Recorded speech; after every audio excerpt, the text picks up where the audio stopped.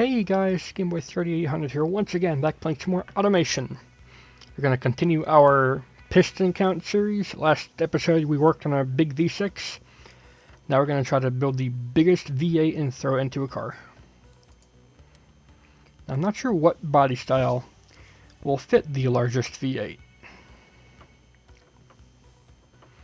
That looks reasonable, but let's go with how we've been theming these and going newer each time. I think we had a, what was it, a 80s coupe, 87 coupe. So let's go ahead and maybe do a 1990s coupe to fit with the sports car theme.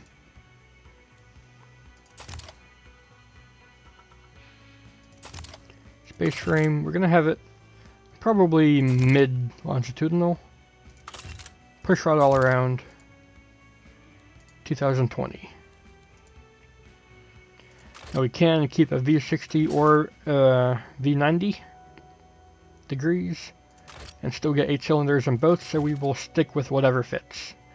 I've determined that there is no power difference between the two, there's just different sizes. Maybe there's a different engine note, but that's not important. Alright, width is a problem already.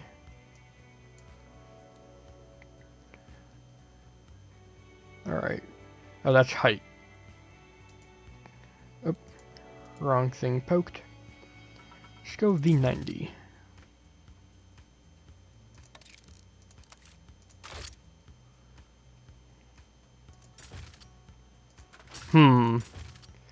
Alright, we have a problem there. That engine doesn't fit that body style. How about a different coupe? Nope, still no. Okay, we might need to go searching around for a body style that will fit it. We won't go full out supercar, that's just dumb. This 85 coupe though, that does fit it though, hooray. Make sure the model year is on point. Same for this. Alright, so we're too big for front wheel drive, unless we do that. It doesn't matter. We'll do that. We have a lot of room to grow in this chassis as well. That's good to know. Maybe we'll do another motor in this, but in this body style. Oh well. We have a massive V8. No turbo, everything's naturally aspirated this series to keep it simple. Otherwise we'd spend like half an hour or 45 minutes just tuning the turbo. That's usually how it goes. We can get race tubular for the big V8s, that's cool. Bypass valves. Alright, almost 700 horsepower without poking anything. 830 horsepower without any engine tuning here. 900 without any more tuning. 6,900 RPM seems to be our limit here. I guess that's going to be a common theme. 952 horsepower here. Fuel mixture. Come on, break 1,000 without poking. Yes. Without needing to poke the cam profile. Oh man, is this going to be 1,100 horsepower? Oh wow.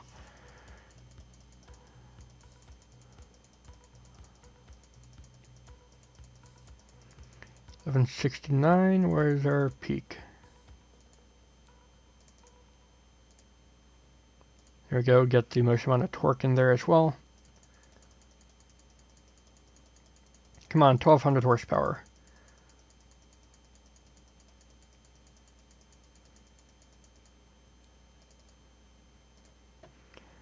Yep, there we go. Now for exhaust diameter.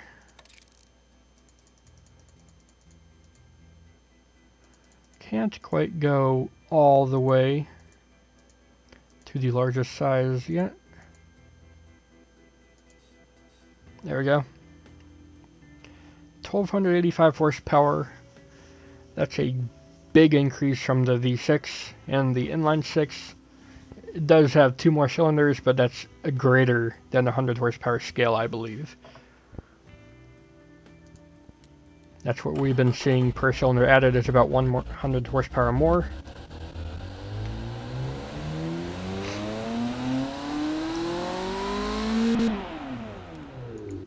There we go.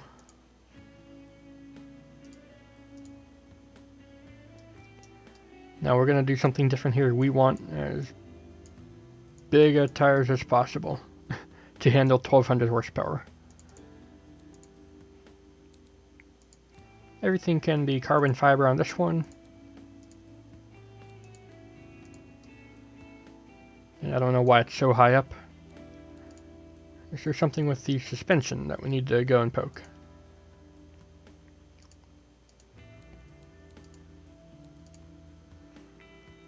Oh, I did solid axle leaf. That's my bad.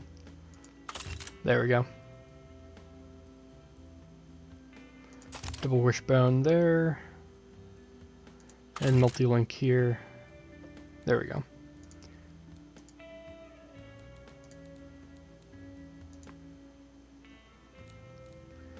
Let's go ahead and get some fixtures on this and we'll be good to go. Headlights. It actually doesn't look too bad here. Just maybe get it less at an angle. A little bit smaller. Nah, not that one. If there's a flatter one of those, that would be more ideal.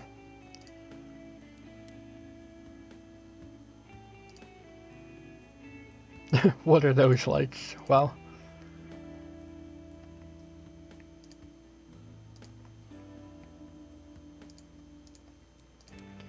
It's still got to be boxy, I think.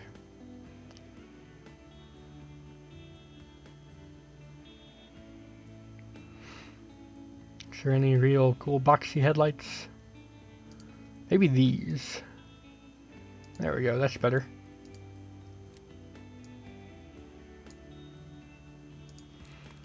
Grill. It's got to have a lot of openness for the amount of power it's getting. Almost 1300 horsepower. Can go ahead and get something simple for the top part. And a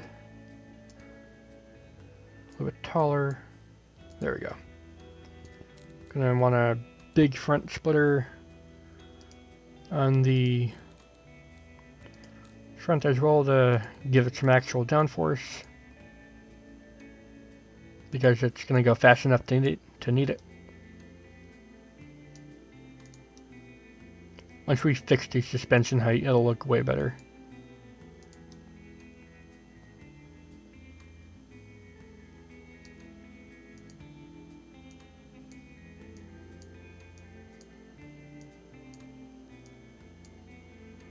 There we go.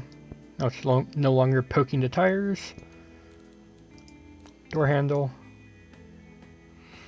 can be just something basic. This is the smallest trunk in the universe, but I guess it'll work.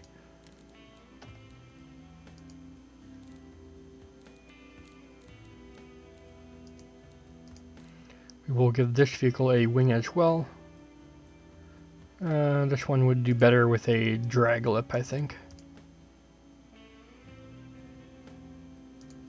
There we go. Let's not make it too wild. There we go. Now we need some tail lights. Something like this will work nicely, I think. A bit bigger to match the body shape. There we go. Need a plate. There we go. And now a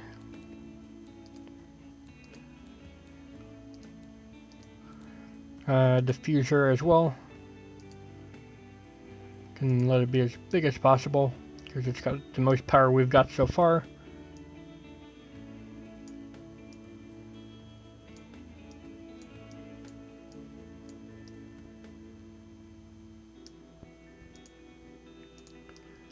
There we go.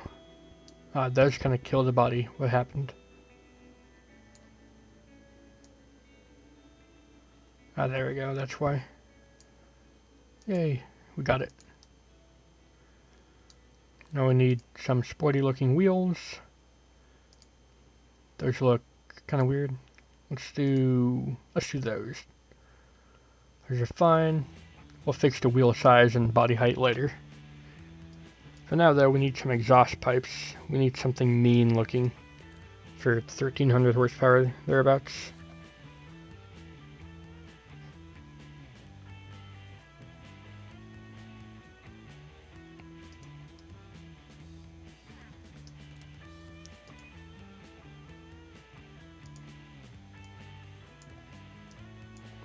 Something big and mean. And mirrored to the other side as well. There we go. You wouldn't want to be next to this car.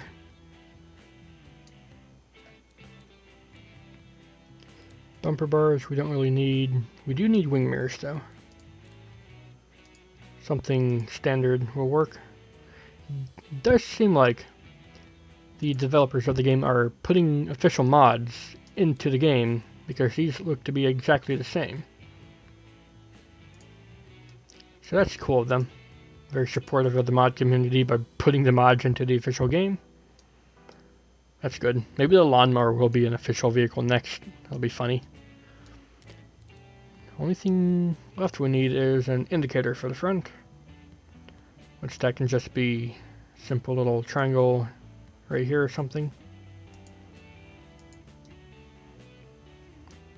And probably should have a nice big hood scoop.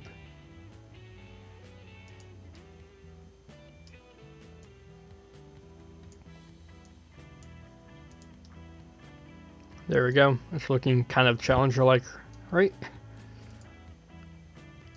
All-wheel drive, of course. We'll have an advanced automatic, 8-speed, I guess just like the Challenger. Top speed of 197 should do.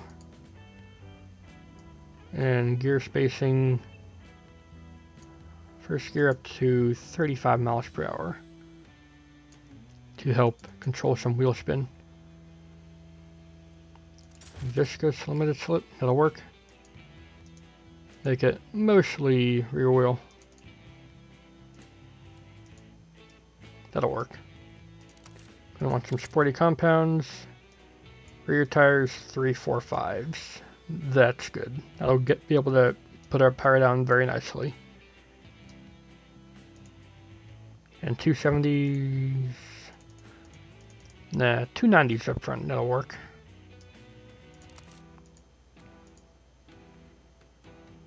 Gonna want some ceramic brakes up front with lots of pistons. Probably as big as they can get. Vented discs with a lot of pistons in the back. Very sporty brake pad types. Brake bias is fine. You want some downforce.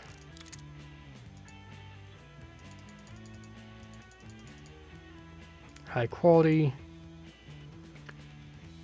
It does have a bench seat in the back. That'll work.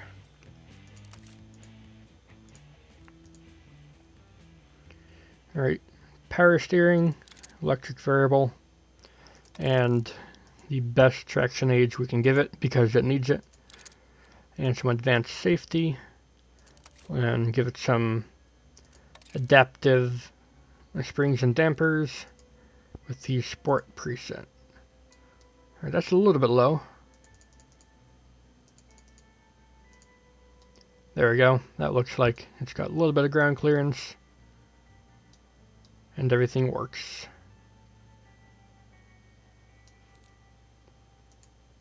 High quality, of course.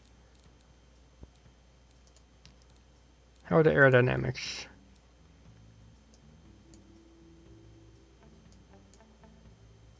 Front and rear wings. There we go. Yep, I think we are good to go. Lots of downforce to the back tires. That's what we need for all this power.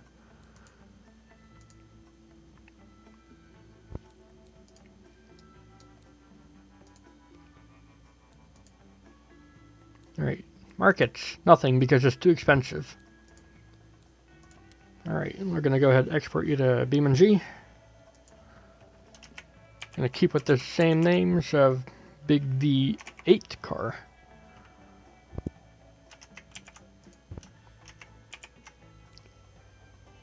Export you.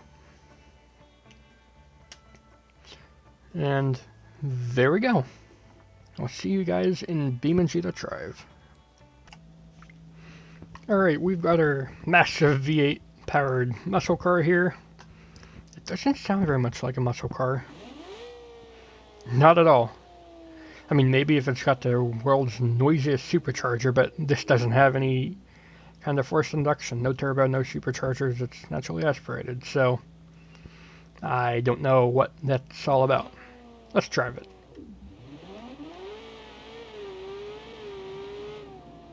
Pretty smooth power delivery. It's pretty good for a motor with well over 1,000 horsepower. Compared to the V6 motor car, now with the suspension that is a little bit wonky, this is way more composed. Easy car to drive. A little bit understeery, but you can just brake earlier and accommodate for it.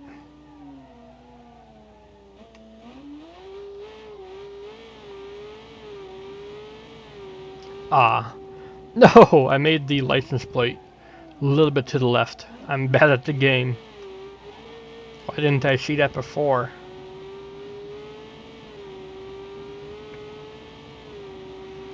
Definitely going to be the fastest car we've had down the straight here. It's got more gears to go. It's not going to have the grip to do that though.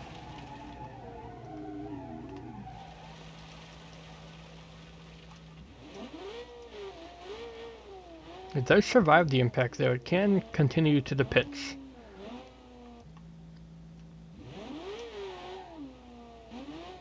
It does have a little bit of the squat syndrome from before, but it's more composed.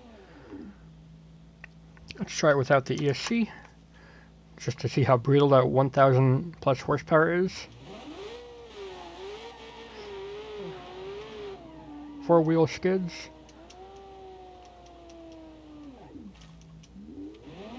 It does seem to have a sequential mode. That might be why it's shifting so cleanly. It does not have a manual mode. Nope. No manual mode. Only sequential mode. Which does the shifting automatically, but it seems to do it very quickly. I guess so does standard drive gear.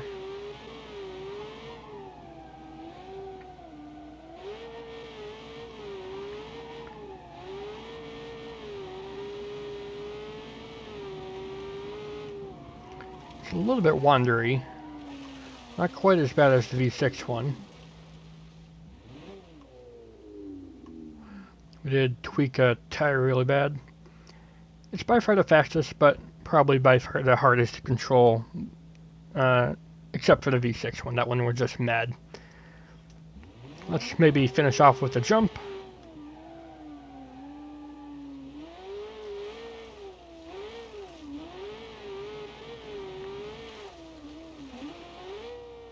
That's some big air. Will it survive? It actually will survive. We're relatively unscathed. We just need to flip it back over.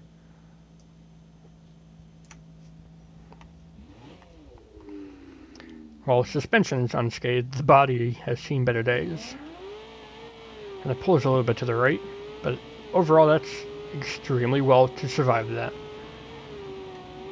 Oh well, if you guys enjoyed, do go ahead, leave a like, favorite, comment, share, And of course, don't forget to subscribe as well. Thanks, Game Boy out. I will see you in the future.